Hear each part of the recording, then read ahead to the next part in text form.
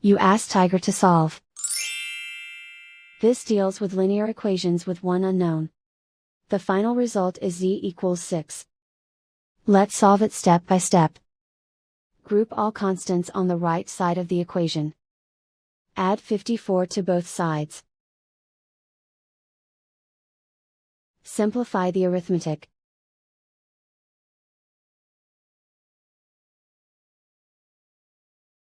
Isolate the z.